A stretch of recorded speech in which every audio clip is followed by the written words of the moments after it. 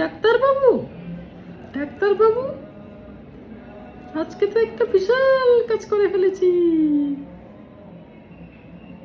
কি করেছিস? আজকে আপু তো প্রায় মরেই গেছিল, আমি আজকে বাঁচিয়ে দিয়েছি। তাই? তা কি করলি তুই? আর মরে গিয়েছিল মানে কি? আরে আপু তো আজকে রোজা রেখেছিল, দুপুরের দিকে হঠাৎ করে একদম ঘেমে টেমে অস্থির হয়ে গেছে।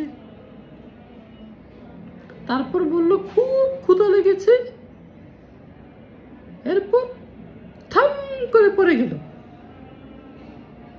আমার তো মনে পড়লো তুমি না বলেছিলে ডায়াবেটিস রোগীদের যখন সুগার ফল করে তখন নাকি এরকম হয়, খুব ঘাম দেবে, তারপর ক্ষুধা লাগবে অনেক, আর এরকম অজ্ঞানের মতো হয়ে যাবে।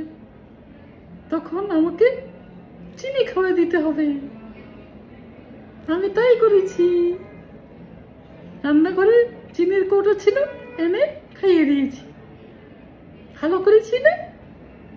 আমার তো খুব ভালো লেগেছে।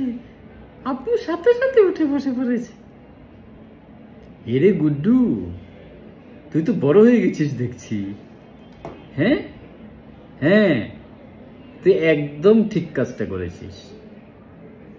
এই ডায়াবেটিস রোগীরা যদি এরকম হঠাৎ করে খুব ক্ষুধা লাগে, অজ্ঞানের মতো হয়ে যাচ্ছে, শরীর কাঁপতেছে, মাথা ব্যথা করছে অনেক একই সাথে, আমরা এটাকে বলি হাইপোগ্লাইসেমিয়া। তখন হাতের কাছে চিনি জাতীয় যা কিছু আছে, যেটা হাতের কাছে পাবে খাওয়া দিতে হবে। তুই ঠিক তাই করেছিস, খুব ভালো কাজ করছিস। এরপরও যদি জ্ঞান না ফিরতো তাইলে সাথে সাথে হাসপাতালে নিয়ে যেতি। তুই তো খুব ভালো রে গুড্ডু, তুই সেই করেছিস, সেই।